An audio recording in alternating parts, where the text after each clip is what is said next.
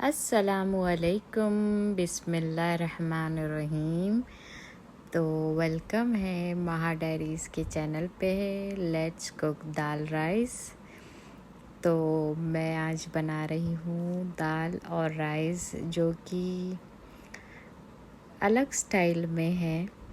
तड़के वाली दाल राइस होगी और इसके साथ मैंने मिर्ची भी फ्राई किए स्पाइसी वाले, तो मुझे बड़ी पसंद है इस तरीके से दाल राइस खाना। क्योंकि हमारे पास हैदराबाद में एक दाल बनती है खट्टी दाल वाली जो कि बहुत फेमस है, और दूसरी और एक मीठी दाल बोलकर आती है, वो भी बहुत फेमस है हमारे पास हैदराबाद में, जो रोटी के साथ हम खाते हैं। तो ये वाली दाल अलग है, ये इसका इन्वेंशन तो अभी अभी हुआ है, थोड़ा थोड़ा नया दाल है ये जो हम लोग देख रहे हैं इधर से दूसरे एरिया से, दूसरे सिटी से, तो वहाँ के स्टाइल से बनाई मैं।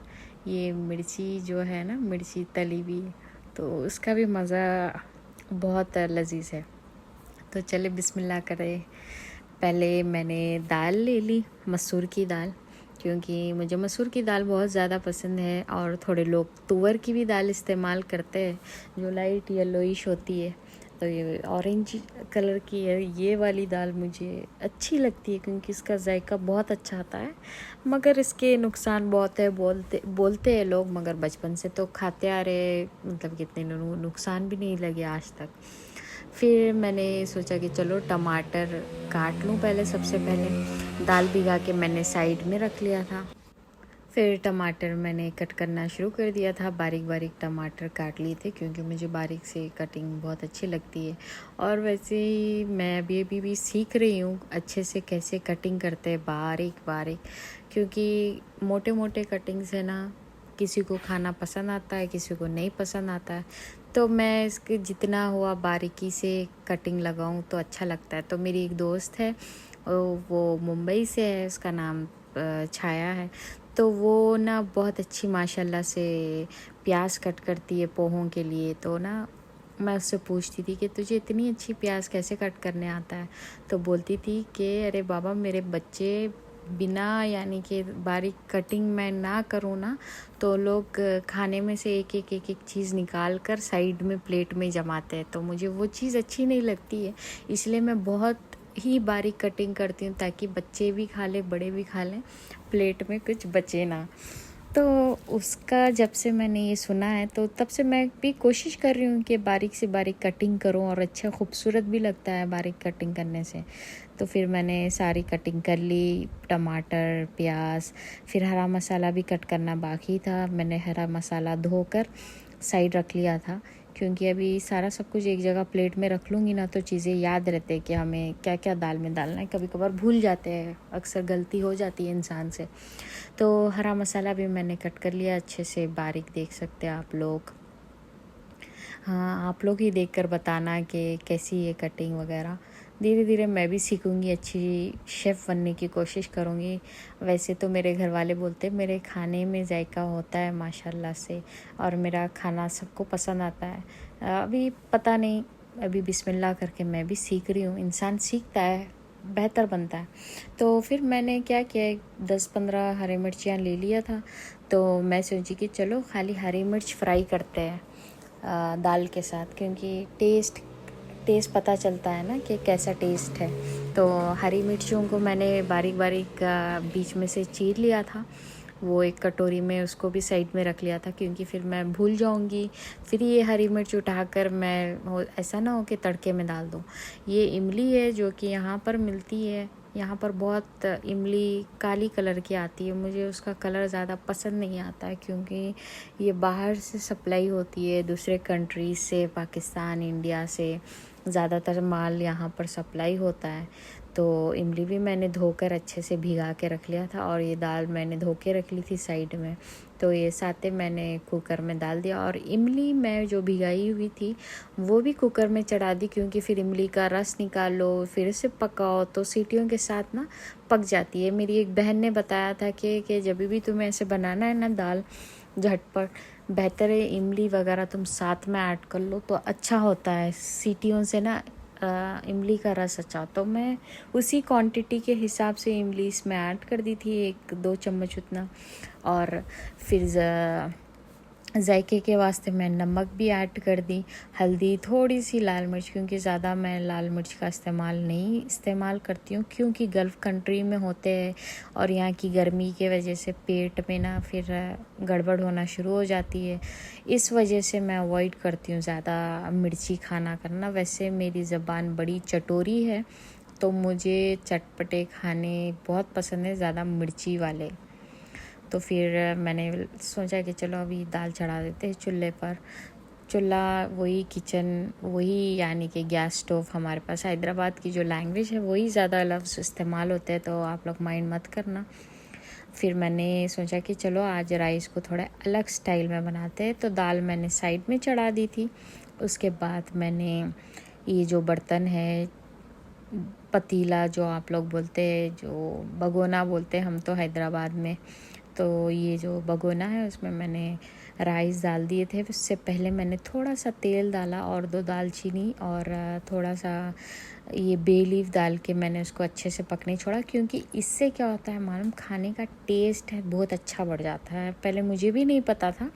मैंने एक मेरी इजिप्शियन की बॉस थी, मैं उसके घर पे आना जाना रहता था कभी कभार, तो उसके घर में एक बार वो मुझे लंच पे बुलाई थी, तो वो ऐसे ही राइस बना रही थी, तो राइस में उसने बटर डाला था, तो टेस्ट बहुत अच्छा हुआ था।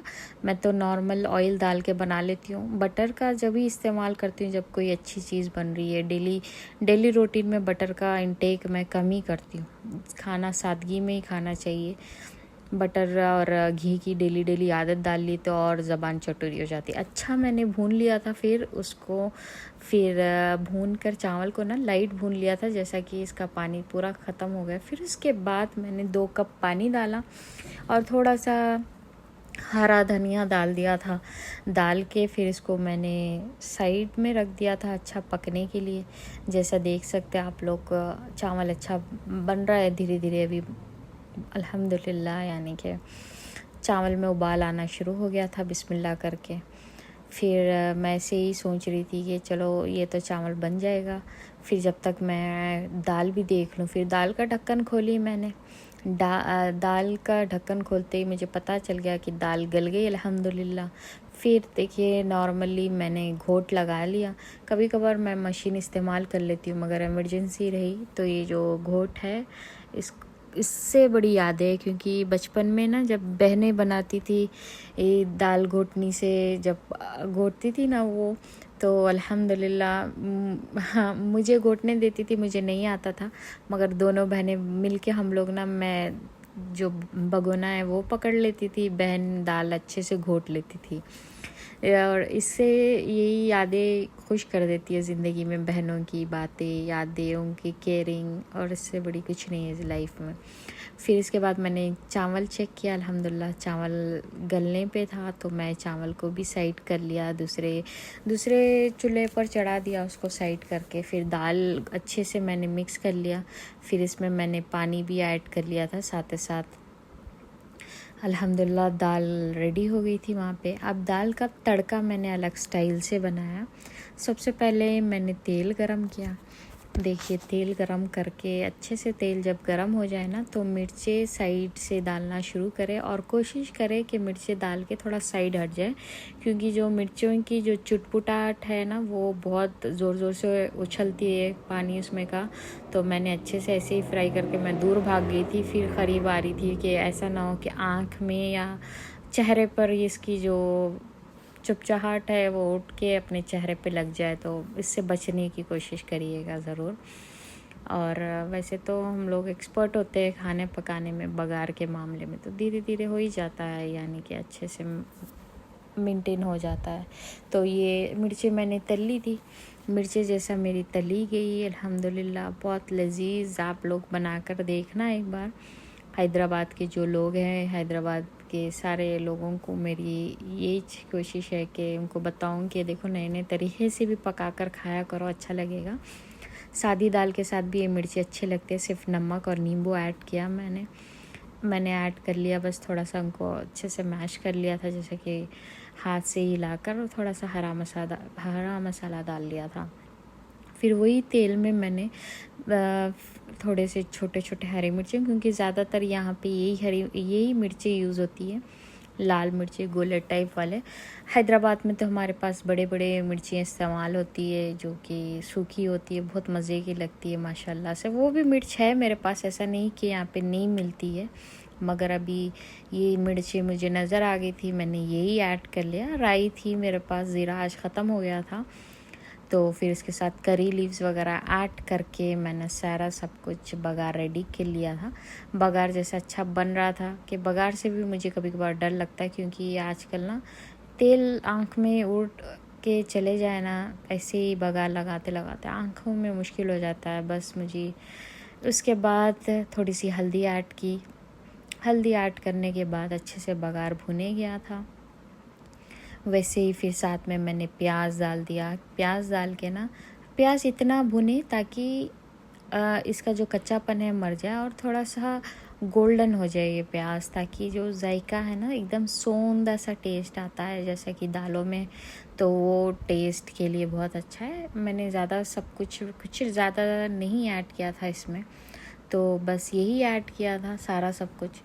और इसके साथ में मैंने फिर टमाटर भी डाल दिए थे। ऐसे ही भूनते भूनते फिर टमाटर भी ऐड करना शुरू कर दिया था मैंने। ये देखिए टमाटर भी आ गए, और ऐसे ही भूनते भूनते इसमें मैंने एक ही पाउडर डाला था सारी दाल में अच्छा टेस्ट लाने के लिए, सिर्फ़ और सिर्फ ज़ीरा पाउडर और नमक।